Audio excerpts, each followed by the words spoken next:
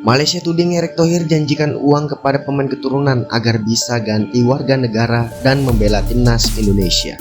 6 pemain keturunan wajah baru yang resmi tampil di laga timnas Indonesia versus Australia.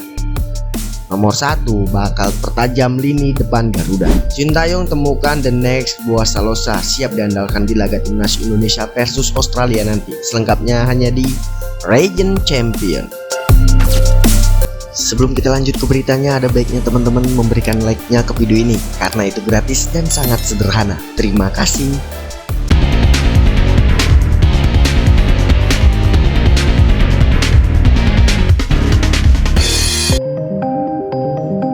Legenda sepak bola Malaysia menuturkan bahwasannya Erick Thohir membayar pemain-pemain keturunan agar bisa membela timnas Indonesia. Menurut legenda sepak bola nasional Malaysia yaitu Datuk Jamal Nasir Ismail, tidaklah mudah untuk mengikuti jejak timnas tetangga seperti Indonesia, di mana timnas Indonesia sekarang diperkuat oleh hampir setengah kekuatan pemain yang rata-rata tampil di klub besar Eropa. Namun bagaimanapun, beliau mengakui bahwa perancangan untuk merekrut beberapa pemain keturunan dianggap tepat sebagai langkah jangka pendek untuk memperkasakan timnas negara. Ia berujar, tetapi persoalan utama sekarang adakah kita mampu menarik perhatian mereka, yaitu pemain keturunan.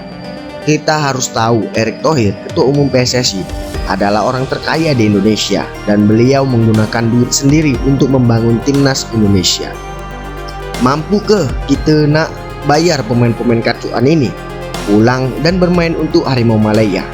Iuran penampilan sahaja dah berjuta karena pertukaran mata uang asing yang agak tinggi. Jadi kita ada duit ke, katanya kepada Arena Metro. Hal ini jelas bertolak belakang dengan kenyataannya bahwa Ketua Umum PSSI Erick Thohir mengungkapkan jawaban jujur soal meyakini calon pemain naturalisasi untuk bergabung demi membela timnas Indonesia. Dia mengakui salah satu titik balik keinginan pemain keturunan maupun naturalisasi adalah ketika timnas Indonesia berhasil mengundang Argentina yang bermain di Jakarta, yang dimana itu menjadi program PSSI. Begitu juga dengan kualifikasi Piala Dunia 2026 zona Asia, di mana PSSI mengusung target lolos final Piala Dunia 2026 nanti. Jadi sudah jelas bahwa tak sepeser pun yang dikeluarkan Erick Thohir untuk pemain keturunan Indonesia. Ini semua real karena negara, bukan karena uang. Jadi bagaimana pendapatmu? Jika kalian punya pendapat, silahkan tulis pendapatmu di kolom komentar yang positif ya.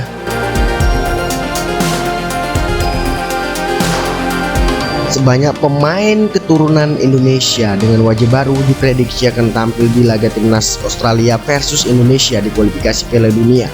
Disebut baru karena pada pertemuan pertama timnas Indonesia versus Australia sebelumnya, ke-6 pemain yang akan disebutkan di video ini kala itu belum berstatus sebagai warga negara Indonesia. Kini dari mereka sudah menjadi warga negara Indonesia, bahkan telah menjalani debut dengan timnas Indonesia. Sementara sebagian lagi masih dalam proses tahap naturalisasi. Andai proses naturalisasi itu rampung, maka total 6 keturunan wajah baru siap melawan Australia di matchday ke-7 grup C babak ketiga kualifikasi Piala Dunia 2026 zona Asia pada 20 Maret nanti. Lantas siapa saja pemain yang kita maksud? Yang pertama adalah Eliano yang sudah menjalani debutnya bersama timnas Indonesia saat melawan Bahrain. Kala itu, Eliano bermain selama 45 menit dalam laga yang berakhir sama kuat 2-2. Setelahnya Eliano belum dimainkan lagi oleh pelatih Sintayong. Tentu diharapkan STY bisa memberikan kesempatan bagi pemain ini untuk membuktikan dirinya saat melawan Australia nanti. Kedua, Kevin Dix. Saat melawan Australia 0-0 di Stadion Utama Gelora Bung Karno, Kevin belum dinaturalisasi. Karena itulah ia akan menjadi wajah baru di laga melawan Australia nanti. Meski begitu, pemain FC Copenhagen itu sudah debut bersama timnas Indonesia, tepatnya ketika skuad Garuda tumbang 0-4 di GBK saat berhadapan dengan Jepang. Ketiga, Michael Gers. Michael Gers sejauh ini sudah mencatatkan 2 pertandingan bersama timnas Indonesia, tepatnya ketika imbang 2-2 kontra Bahrain dan kalah 1-2 dari Cina. Hilgers kini pun siap bertarung lagi membela timnas Indonesia saat melawan Australia nanti. Kehadiran back FC20 ini jelas akan menambah kekuatan di lini pertahanan Indonesia. Keempat, Tim Gavins. Tim Gavins merupakan pesepak bola keturunan yang masih terbilang muda.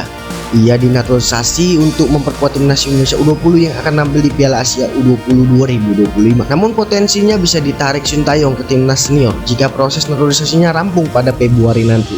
Nantinya Gavins akan bersaing dengan Pratama Arhan, Patinama, Nathan, Kelvin Verdong di sektor bek kiri. Kelima, Dion Mark. Sama dengan Tim Gavens, Dion diproyeksi untuk membela timnas U20, namun peluangnya dimainkan ke skuad senior cukup besar. Pemain Nijmegen U21 itu memiliki kemampuan bertanding baik dengan didukung tinggi 188 cm. Keenam, Uli Romeni. Romeni sejauh ini masih tahap dalam proses naturalisasi. Tentu diharapkan proses naturalisasi striker FC Utrecht itu bisa rampung sebelum Maret 2025. Sebab kehadiran Uli Romeni dibutuhkan untuk menambah daya gedor timnas Indonesia. Terlebih Ragnar Ortmangun bakal absen karena akumulasi kartu.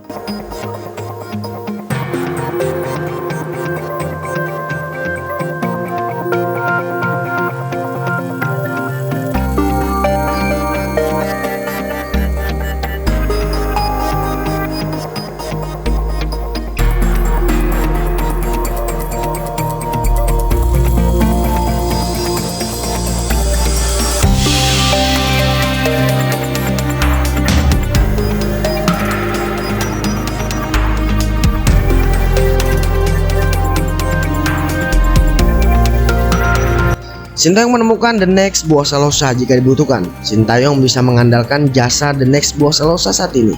Ramai Rumakiek bukanlah orang baru bagi Sintayong. Ia sempat menjadi pemain andalan Sintayong saat timnas Indonesia mengarungi 2 laga melawan Taiwan di playoff kualifikasi Piala Asia 2023, serta menjalani Piala AFF 2020 dan pertandingan uji coba melawan Timor Leste pada Januari 2022. Masuk dalam daftar panggil, Ramai Rumakiek mangkir.